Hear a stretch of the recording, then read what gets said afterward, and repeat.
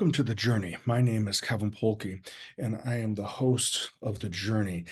And uh, when I first started The Journey 5+ years ago, uh, it was really based on my what I had learned regarding Joseph Campbell's work in reference to the hero's journey.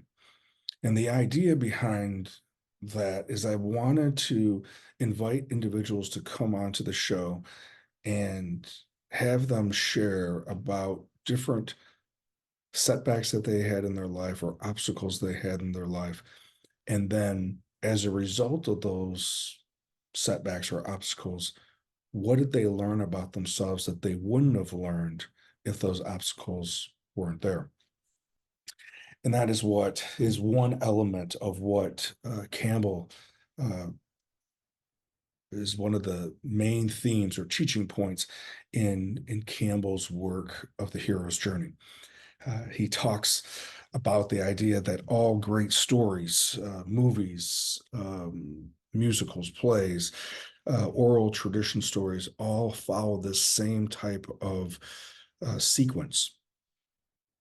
There's an element where we're in some level of normal, and then there is a separation from that familiar or normal that usually comes as a result of some type of incident or event that happens that the person is thrust into, or possibly it is some type of um, calling, sometimes literally, sometimes figuratively, this restlessness, this I need to do something different. There's an opportunity that potentially could happen that I feel like that only you can do. And that if you don't do this thing, life uh, will just kind of stay status quo. Many of us, when we receive that urge or nudging or prompting, we may get excited initially, but then when we look at the risk that may ensue by acting on this, we may decide to decline, which is a pretty common element in my life. I've had that happen numerous times, and I've sometimes stayed in a situation longer than I should have because of the fear and the concerns that I have of venturing into the unknown. But once we cross over this threshold, either because we're thrust over it or because we accept the call, we are then into the next phase, which is called the initiation. And that initiation can be called a lot of different things. It could be called the dark night of the soul, figuratively, where Jonah is in the inside of the whale. This is the crucible in which the person is then facing some type of inner fear that they have manifested most likely with other people or an institution that is standing in the way. It's there they then learn about themselves and become more of their authentic or true self, or some people would refer to as their whole self. At that point, then they travel back to where they've come, back into their community. Um, Again, this may not be literal, may have been in the community the whole time, but they then bring back what they've learned as a result of the initiation to then share with other people. It is a repeated cycle that we go throughout our life.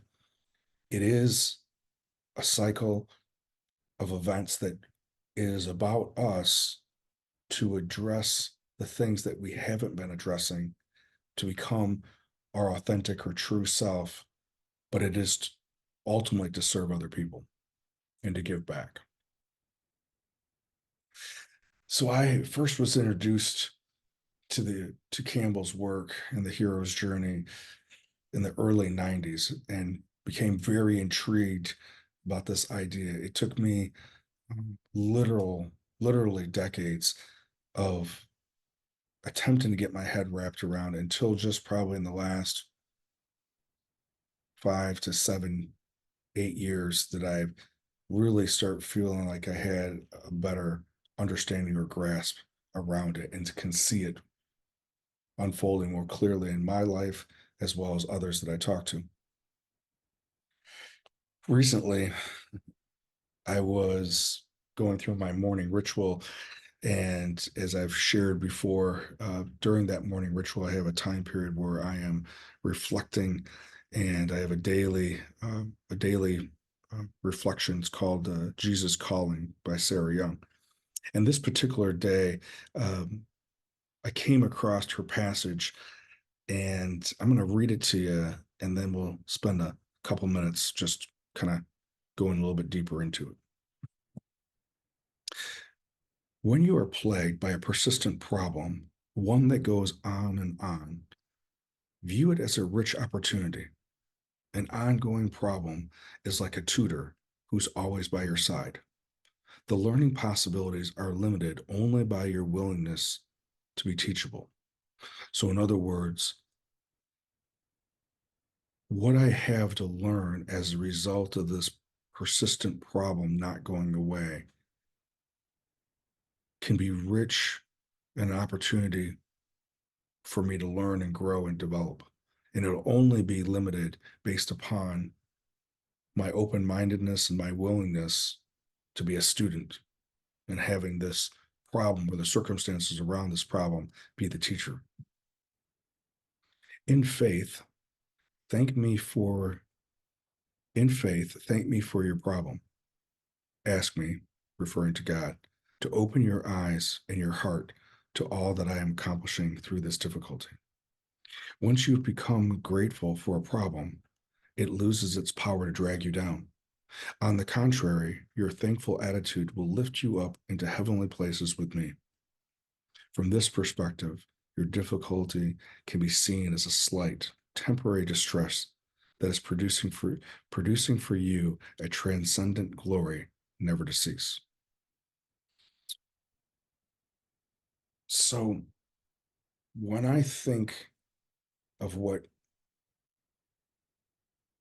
the author wrote in this passage, I think of a handful of different teachings that I do when I go out to businesses and schools about this idea of how an obstacle that you have in your life, a setback that you have in your life, can actually be a teacher for you, and it's an opportunity for growth. That when I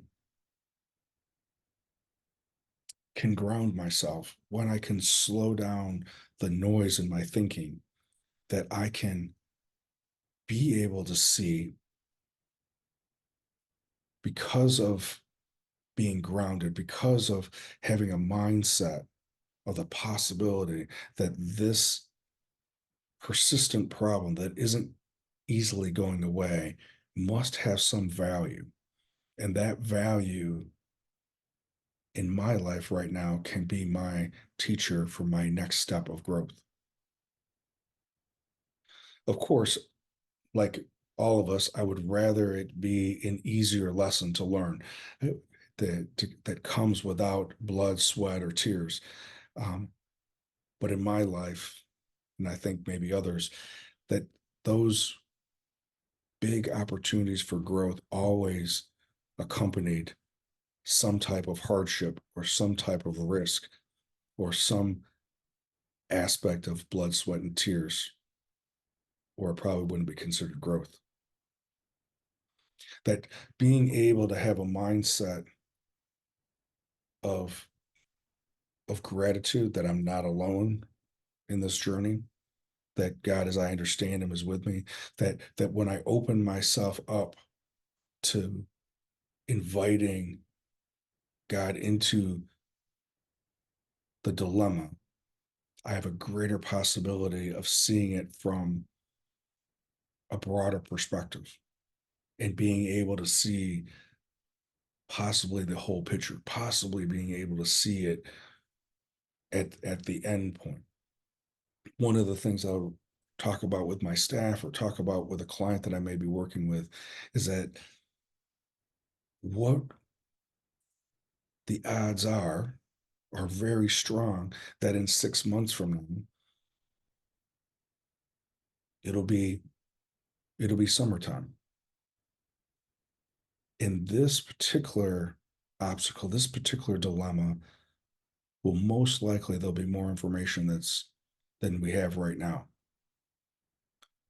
That we'll be able to see it from a broader perspective because now we have 6 more months of information, or maybe we've already gotten through and onto the other side of this, and the growth has already began. I think of recently, in the last few years, that the first days, weeks, and months when the COVID virus came out and the pandemic was ensuing, how little did we know? And if we would have been able to see 12 months, 18 months, 2 years down the road, then maybe some of the things that we initially did to protect ourselves, we may have, um, we may not have needed to do that. I'm thinking of the running short of certain supplies, such as toilet paper, because somehow there was a fear that we were going to not have enough. So then we consequently developed a self-fulfilling prophecy of not having enough. Similar, we did the same thing with other types of products that did not directly have anything to do with the virus or the pandemic, but was a result of fear and acting on that fear. So again, I look at this is that when I have a persistent problem,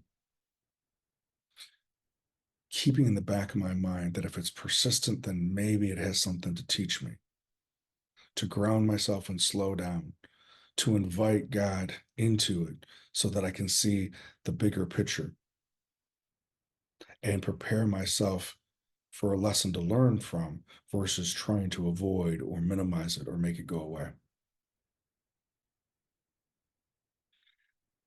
The invitation that I have for you is that as you're going through your day and going through your week, when inevitably things will come up that qualify as that persistent problem, I encourage you to take this into account, or at least into consideration, that maybe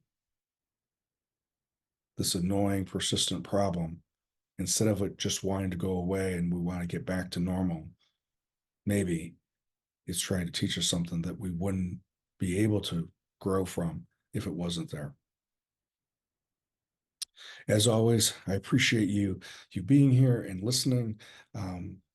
Look forward to if there is opportunity to make any comments, to maybe even write a review, as well as being able to share this particular episode with others who may need to hear it at this particular time period in their life. As always, I appreciate you, and I look forward to being with you again next week.